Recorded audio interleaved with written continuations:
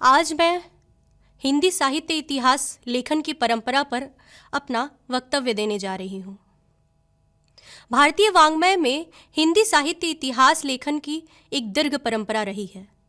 19वीं सदी से पूर्व ऐसे विभिन्न रचनाकारों द्वारा अनेक ऐसे ग्रंथों की रचना हो चुकी थी जिसमें हिंदी के कवियों के जीवन वृत्त एवं कृतित्व का परिचय मिलता है, जिसमें 84 वैष्णवन की वार्ता, 252 वैष्णवन की वार्ता जो कि गोकुलनाथ द्वारा रचित है, भक्तमाल, कविमाला आदि प्रमुख हैं।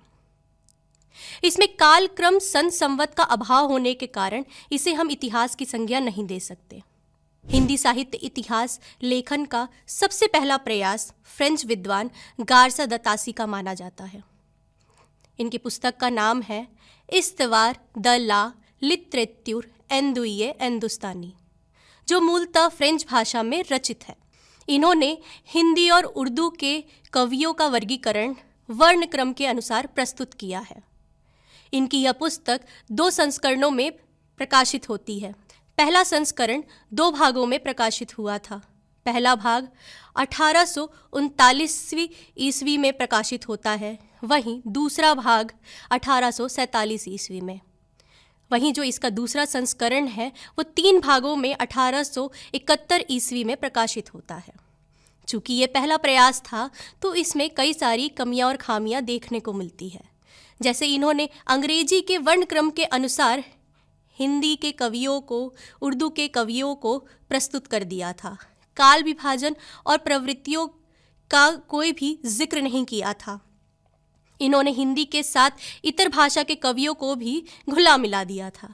लेकिन इन सब के बावजूद भारत से दूर बैठकर विदेशी भाषा में इस तरह का प्रयास काफ़ी सराहनीय है।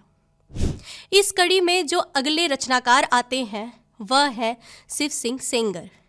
इनकी पुस्तक का नाम है शिव सिंह सरोज, जो कि 1883 ईस्वी में प्रकाशित हुई है।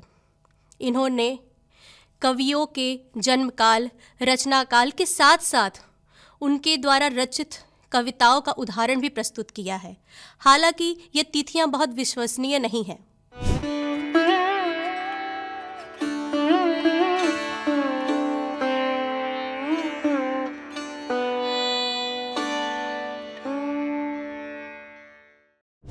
आचार्य शुक्ल इसे इतिहास ग्रंथ के जगह पर कवि वृत्त संग्रह कहने की बात करते हैं।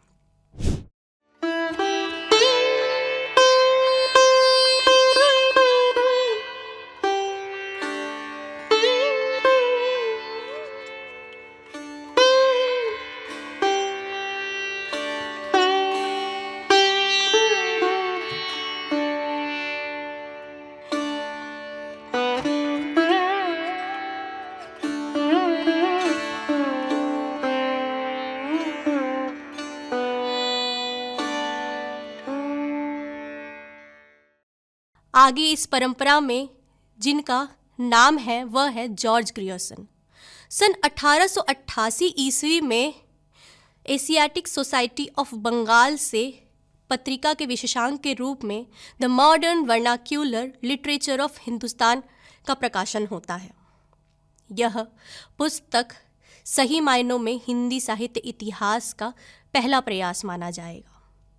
इन्होंने 8 से अधिक कालखंडों में इसे विभाजित किया। इन्होंने हिंदी साहित्य के विकास क्रम को दर्शाया है। इन्होंने काल विभाजन का प्रयास किया, साथ ही इन्होंने प्रवृत्तियों का भी जिक्र किया।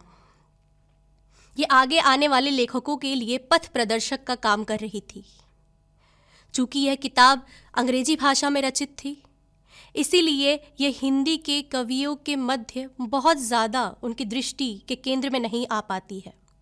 इसके बावजूद 16वीं 17वीं सदी जो कि भक्ति काल का समय है, उनको हिंदी साहित्य का स्वर्ण युग मानने वाले ये पहले विद्वान थे।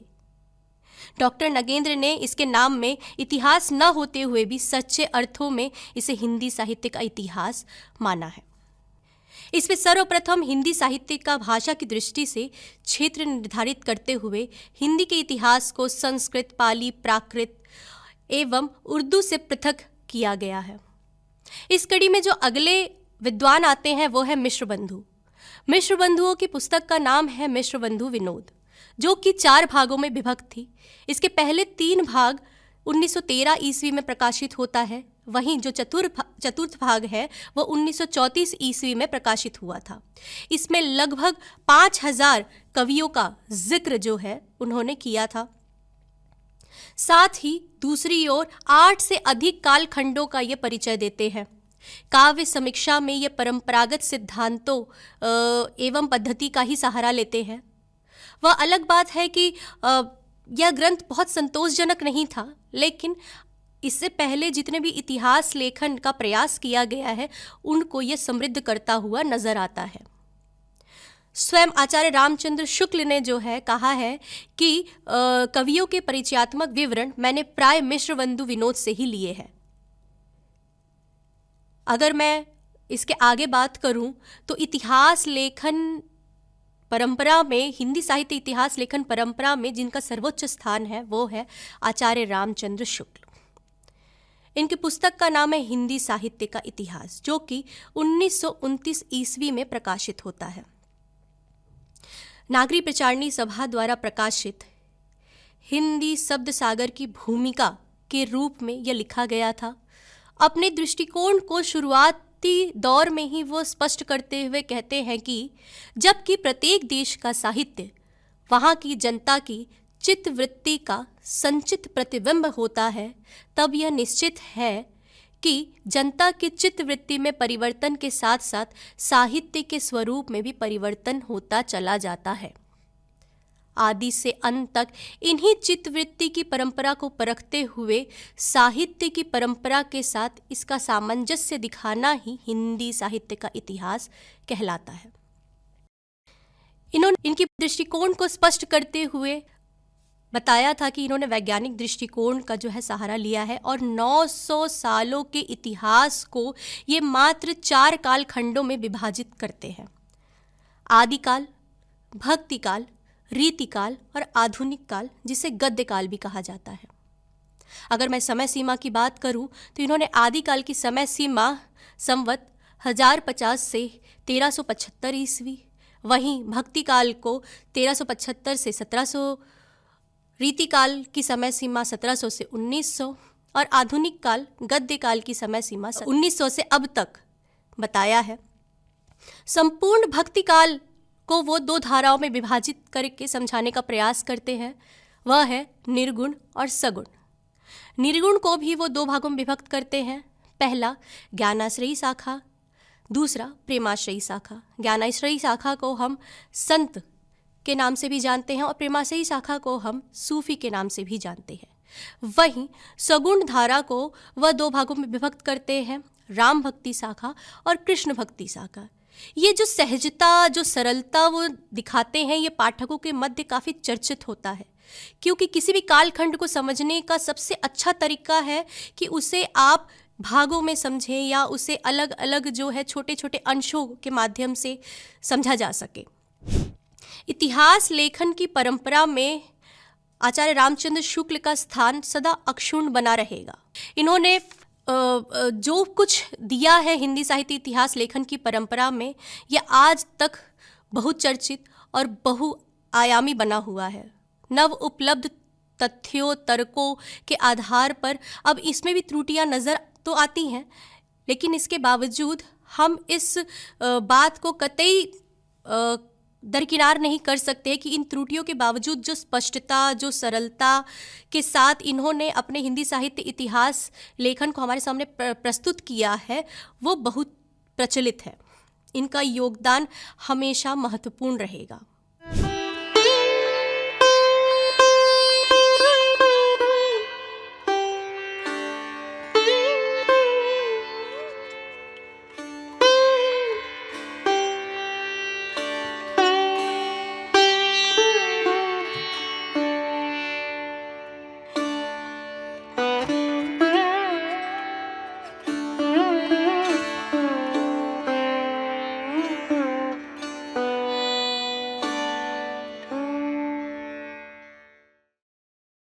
आचार्य रामचंद्र शुक्ल के बाद इस क्षेत्र में जो विद्वान आते हैं वो है डॉक्टर राम कुमार वर्मा।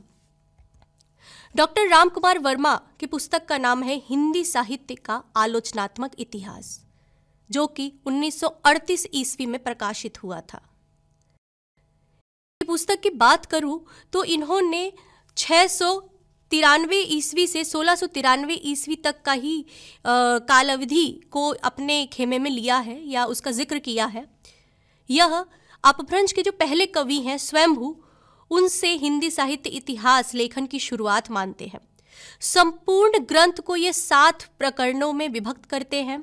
संधि काल, चारण काल, भक्ति काल की अनुक्रमणिका, भक्ति काल, प्रेम काव्य, राम काव्य और कृष्ण काव्य। ये 7 प्रकरणों में ये अपने पूरे साहित्य को जो है विभक्त करते हैं। संपूर्ण ग्रंथ की मैं बात करूं तो इन्होंने निर्गुण ज्ञानाश्रयी शाखा, निर्गुण प्रेमाश्रयी शाखा जैसे लंबे शब्दों के स्थान पर संत काव्य, प्रेम काव्य जैसे छोटे शब्दों के प्रयोग पर बल दिया है। इन्होंने वीर गाथा काल की जगह पर चारण काल शब्द प्रयोग करने की सलाह दी। इतना ही नहीं, उन्होंने चारण काल से पहले संधि काल को और जोड़ दिया।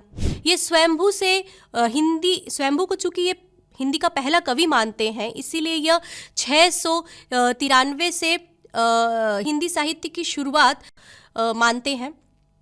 लेकिन स्वयंभू तो स्वयं अपभ्रंश के कवि थे। ऐसे में हिंदी साहित्य की शुरुआत स्वयंभू से मानना ये बहुत ज़्यादा तर्कसंगत प्रतीत नहीं होता है। डॉक्टर राम कुमार वर्मा के बाद हिंदी साहित्य इतिहास लेखन में जिनकी अग्रणी भूमिका रही वह है आचार्य हजारी प्रसाद द्विवेदी। हजारी प्रसाद द्विवेदी की 3 पुस्तकें प्रकाशित होती हैं। हिंदी साहित्य की भूमिका, जो कि 1940 ईस्वी में प्रकाशित हुई थी। हिंदी साहित्य का उद्भव और विकास, जो कि 1952 ईस्वी में प्रकाशित हुआ था। हिंदी साहित्य का आदिकाल, जो कि 1952 ईस्वी में प्रकाशित हुआ था। आचार्य हजारी प्रसाद द्विवेदी ने परंपरा पर बल दिया। एक तरफ जहां आचार्य रामचंद्र शुक्ल युग स्थिति, ऐतिहासिकता पर बात करते हैं, वहीं आचार्य हजारी प्रसाद द्विवेदी परंपरा के महत्व पर बल देते हैं। आचार्य हजारी प्रसाद द्विवेदी ने आदिकाल का स्वरूप निर्धारण किया, साथ ही भक्ति काल की पृष्ठभूमि को भी वह स्पष्ट करते नजर आते हैं। अनेक रचनाकार जहां महाकवि तुलसीदास को के महत्व को बताने के लिए संतों को कहीं ना कहीं अज्ञानी या अशिक्षित दिखाने का प्रयास करते हैं, वहीं आचार्य हजारी प्रसाद द्विवेदी ने उनकी वस्तु स्थिति की गहराई को घोषित करते हुए लिखा है कि कभी कभी हास्यास्पद भावों से कबीरदास को शास्त्र ज्ञान विज्ञान सुनी सुनाई बातों का गढ़ने वाला आदि कह दिया जाता है। मानो उस युग में जुलाहे, मोची, धुनिये और अन्य नीचे कही जाने वाली जातियों के लिए शास्त्र और वेद का दरवाज़ा खुला था और कबीरदास आदि ने जानबूझकर उसकी अवहेलना की थी। ऐसा नहीं है। उन्होंने सशक्त स्वर में उद्घोषित किया है कि भक्ति आंदोलन न तो तदयुगीन पराजित हिंदू जाति की निराशा से उद्वेलित है और न ही इस्लाम की प्रतिक्रिया से। इस प्रसंग में उन्होंने स्पष्ट शब्दों में इस्लाम के महत्व का खंडन करते हुए वो कहते हैं कि मैं इस्लाम के महत्व को भूल नहीं रहा हूँ, लेकिन जोर देकर ये कहना चाहता हूँ कि अगर इस्लाम नहीं आया होता तो भी इस साहित्य का बाहर आना स्वाभाविक था, वैसा ही होता। इनकी इतिहास की रूपरेखा, काल विभाजन पद्धति, वो काव्य धारा का नियोजन बहुत हद तक आचार्य रामचंद्र शुक्ल से जो है मेल खाती है। कहीं ना कहीं ये सारी चीज़ें जो है वो आचार्य रामचंद्र शुक्ल के विकसित स्वरूप को दर्शाता है। जो भी काम आचार्य रामचंद्र शुक्ल ने हिंदी साहित्य इतिहास लेखन परंपरा में किया था, उसके बाद आचार्य हजारी प्रसाद द्विवेदी ने उसी वर्गीकरण को, उसी काल विभाजन को और विकसित करने का प्रयास किया है। इन्होंने अपभ्रंश काव्य परंपरा का वर्णन भी प्रस्तुत किया है। इनके अलावा कुछ महत्वपूर्ण ग्रंथ जो हैं वो भी देखने को मिलते हैं, जैसे राम स्वरूप चतुर्वेदी के हिंदी साहित्य का संवेदनात्मक इतिहास, बच्चन सिंह का हिंदी साहित्य का दूसरा इतिहास, सुमन राजे कृत हिंदी साहित्य का आधा इतिहास आदि के साथ ही नामवर सिंह के हिंदी के विकास में अपभ्रंश का योग, मैनेजर पांडे कृत साहित्य का इतिहास दृष्टि आदि। ये रचनाओं की अगर मैं बात करूं तो ये रचनाएं इतिहास लेखन की परंपरा को और विकसित करती नज़र आती है। इसके बाद जो विद्वान आते हैं हिंदी साहित्य इतिहास लेखन परंपरा में, जिनकी अग्रणी भूमिका रही है, वह है डॉक्टर धीरेन्द्र वर्मा। इनकी पुस्तक का नाम है हिंदी साहित्य। डॉक्टर धीरेन्द्र वर्मा की ये जो पुस्तक है हिंदी साहित्य, विभिन्न विद्वानों के सामूहिक सहयोग के आधार पर रचित इतिहास ग्रंथ है। इन्होंने संपूर्ण इतिहास को 3 कालों में विभक्त किया है: आदिकाल, मध्यकाल और आधुनिक काल। प्रत्येक काल की काव्य परंपराओं का भी यह विवरण अविच्छिन्न रूप से प्रस्तुत करते हैं। इन्होंने पहली बार व्यवस्थित रूप से स्वयंभू, अब्दुर रहमान, पुष्पदंत, धनपाल आदि अपभ्रंश कवियों को हिंदी साहित्य का हिस्सा माना।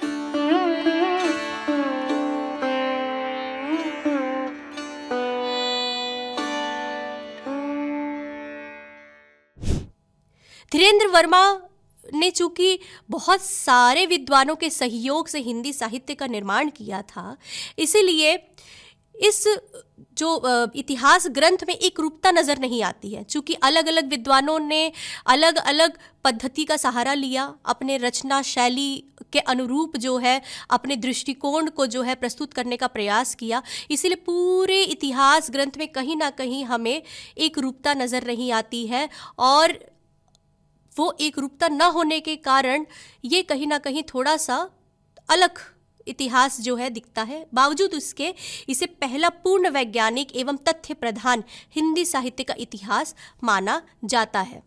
इसके बाद जिनका जिक्र मैं करना चाहूँगी वो है डॉक्टर नगेंद्र। डॉक्टर नगेंद्र की 3 पुस्तक प्रकाशित होती है। हिंदी साहित्य का वृहत इतिहास, जो कि 16 भागों में प्रकाशित हुआ था। हिंदी साहित्य का इतिहास, रीति काव्य की भूमिका। लगभग 23 से 26 विद्वानों के सहयोग से यह पुस्तक संपादित हुई थी। यह ग्रंथ जो है वो संपादित हुआ था।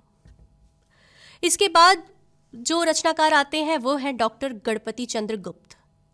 गणपति चंद्र गुप्त की पुस्तक का नाम है हिंदी साहित्य का वैज्ञानिक इतिहास, जो कि 1965 ईस्वी में प्रकाशित हुआ था। इन्होंने संपूर्ण इतिहास को 3 भागों में विभक्त किया था: प्रारंभिक काल, मध्यकाल, आधुनिक काल। इन्होंने संपूर्ण इतिहास को इन 3 केंद्र में ही जो है समेटने का प्रयास किया है, या 3 कालों में बताने का प्रयास किया, उनकी प्रवृत्तियों को जो है वो समझाया है। जैन कवि शालिभद्र सूरि को हिंदी का ये पहला कवि मानते हैं, और वहीं से जो है हिंदी साहित्य इतिहास की शुरुआत वो बताते हैं। उपयुक्त जो भी रचनाएं मैंने बताए हैं, इसके अलावा भी बहुत सारे शोध ग्रंथ लिखे जा चुके हैं। इस प्रकार हम देखते हैं कि गारसा ततासी से लेकर अब तक की परंपरा के संक्षिप्त सर्वेक्षण से ये भली भांति स्पष्ट हो जाता है कि लगभग 1 शताब्दी की ही अवधि में हिंदी साहित्य का इतिहास लेखन अनेक दृष्टियों से होकर गुजरता है। जितने भी शोध ग्रंथ लिखे गए, जितने भी समीक्षात्मक ग्रंथ लिखे गए हैं, ये हिंदी इतिहास लेखन के नए विमर्शों के उद्भव के साथ ही परिवर्तन की जो मांग हमेशा बनी रहती है उसको दर्शाता है। और यही कारण है कि गारसा ततासी से लेकर यह परंपरा आज भी बदस्तूर जारी है और चल रही है। निरंतर लोग लिख रहे हैं, रच रहे हैं और इस परंपरा को और विकसित करते जा रहे हैं। साहित्य इतिहास लेखन की परंपरा जो कभी गारसा ततासी ने शुरू की थी, वो आज भी उसी रूप में, उसी तरीके से चल रही है। नए नए तथ्य आते जा रहे हैं, नए नए शोध हो रहे हैं, उन सब तथ्यों को जोड़ते हुए जब भी कुछ नया आता है तो पुरानी चीज़ें कहीं ना कहीं त्रुटिपूर्ण नज़र तो आती हैं, लेकिन उनकी जो उपयोगिता है, वो जो उस समय उन्होंने जो काम किया है, उसकी चीज़ों को हम कहीं ना कहीं नकार नहीं सकते हैं। वह चीज़ें कहीं ना कहीं कायम रहते हुए आगे जो नई चीज़ें आई हैं उसको हम जोड़ते हुए इस परंपरा को आगे बढ़ाते हैं।